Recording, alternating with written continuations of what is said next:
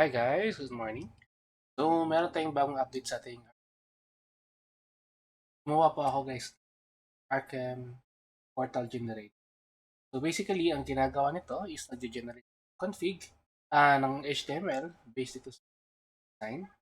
So, ito pala guys, libre to guys, i-tune sa mga bumili ng ating mga apps.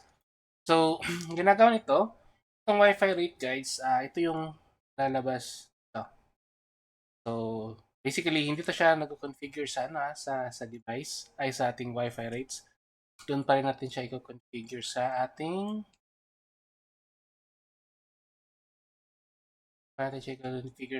network config time range. So, dito pa rin yung so, ito, para lang to siya sa design. So, for example, yan, nakaset up sa atin is 1, 10, meron tayong 10, 7 hours, tapos 5, 5 natin hours,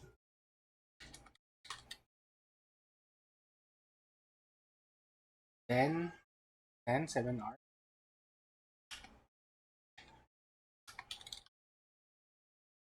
20 is 1 day.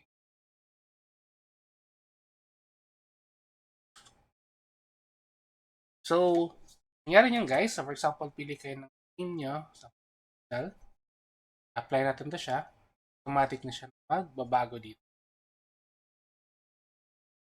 Dito na check. Then, natin, kung gusto nyo palitan yung logo, upload nyo lang dito, as well as sa mga carousel. Pati din yung sounds. Lagyan ng Bitcoin. So, yun yung sound niya. So, dito po yan siya guys, banda.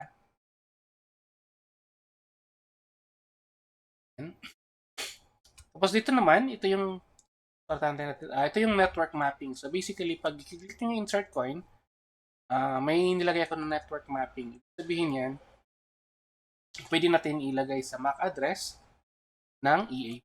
So, basically, kung meron kayong yung vendor nyo is malapit doon sa EAP nito, so pwede nyo ilagay ito siya. Tapos, i-point nyo yung IP address ng vendor natin. So, pakita ko rin mamaya kung paano mag-set static IP address. Tapos, or, pwede rin kung gusto nyo na via SSID, katulad nito sa portal natin. Portal, meron akong ano dito. Tatlo yung SSID na ginawa ko. Pwede rin ganun. Pwede via SSID. So, ito guys, ito sa number 1, kung walang mapili sa kanila, yung gagamitin nyo. Then ito naman is enable din auto login. So pag mag-insert siya, pwede niya i-auto login or pwede niya i-click yung login button. So yan, ganun na siya kasimple guys. So take note din pala, ang output nito is nandito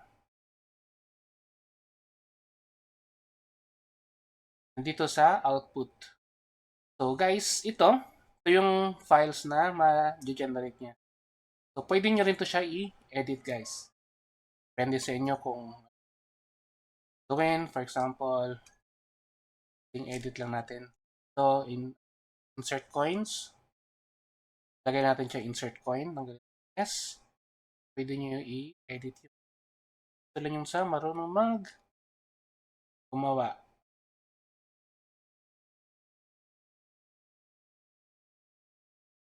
Ito is model.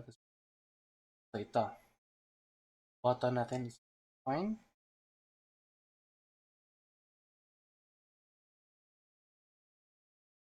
So, yan. Gawin natin siyang isa lang. Natin. So, kung i-reload natin to dito, wala na yung S. Yan. So, try natin Pro Galaxy. Apply mo natin yung changes. So, bago din natin. So, tapos yun guys is generate natin yung zip. So, dito, i-delete muna natin tong dalawa.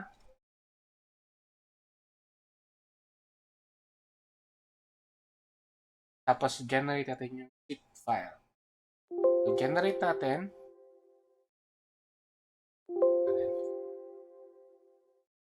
Generate natin siya. File. So, yan. Punta na siya dun sa ating output. Zip output. Dito na yung ano natin. So, ito na yung guys, yung i-upload natin dito. Before niyan, tingnan mo natin kung ano yung output na natin. Portal. Para makita natin siya na client, authorize ko voucher natin.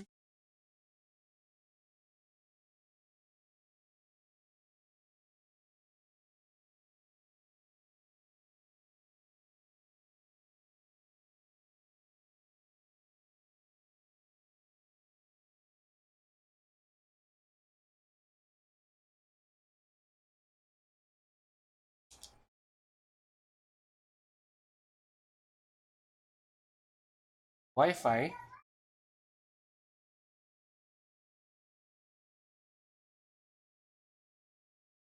Natin. Tingnan natin muna kung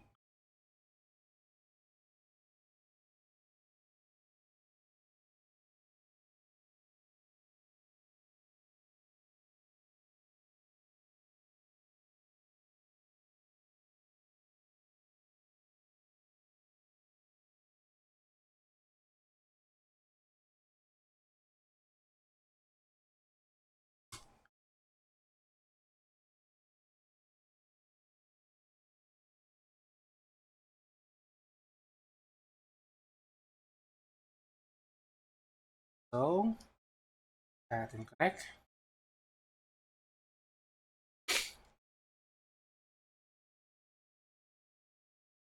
So, yun guys, naka-green pa yung ano natin, design natin. So, try natin upload yung changes. Take note pala guys, ito pala is magamit na tayo ng updated na 0.0. Natin yung import. And try. So, yan. So, take note guys, dito pala is nakaset natin pag mag-access piso Wi-Fi, itong bendo yung natin. Pag ano, itong EAP, yung EAP natin dito, devices, yan, yung ano yung pipiliin niya, yung .18. So, try natin na mag-connect ulit.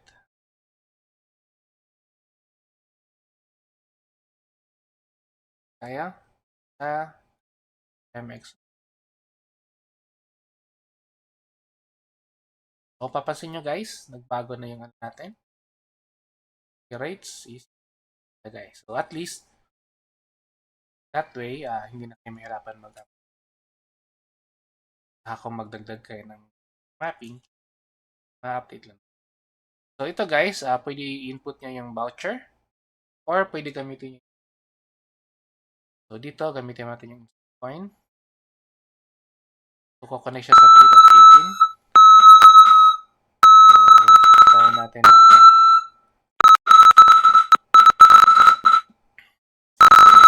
2.18.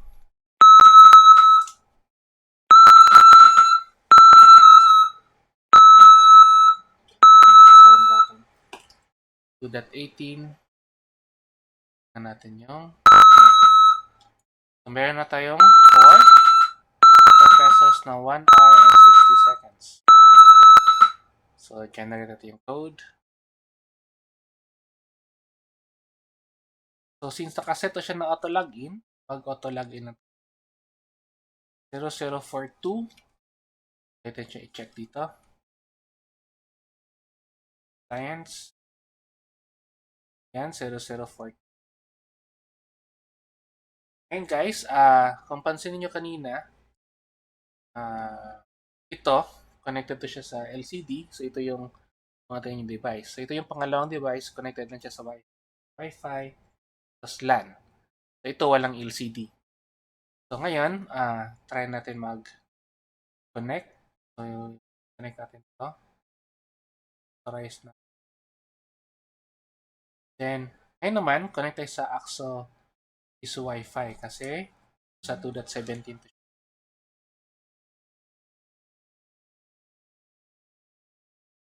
sa AXO piso Wi-Fi. Yan. Medyo maingay lang yung sound sa kasi via USB. So, ito, dapat tatawagin nyo yung .17. Yan, dapat yung .17. Kung pansinin nyo, nag-enable na yung ating coin slot. So, balik tayo. Meron na tayong 5. Generate natin code.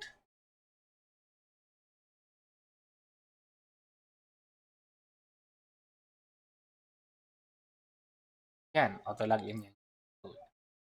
So, yun guys. So, tingnan natin sa ating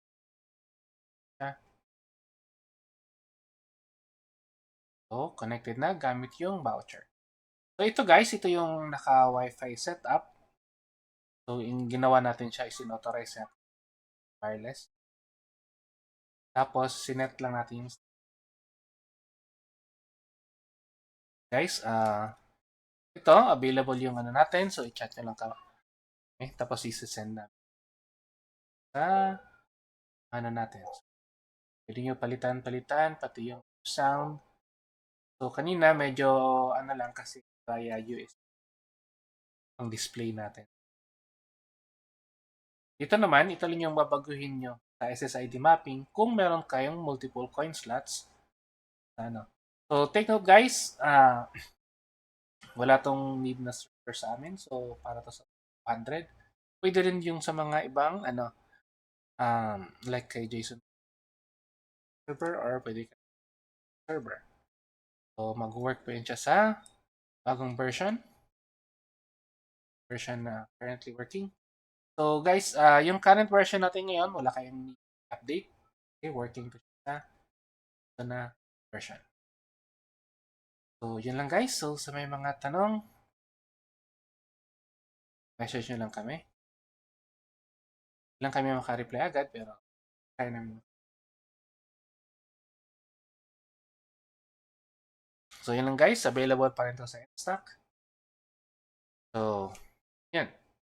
Guys, good day and like and subscribe.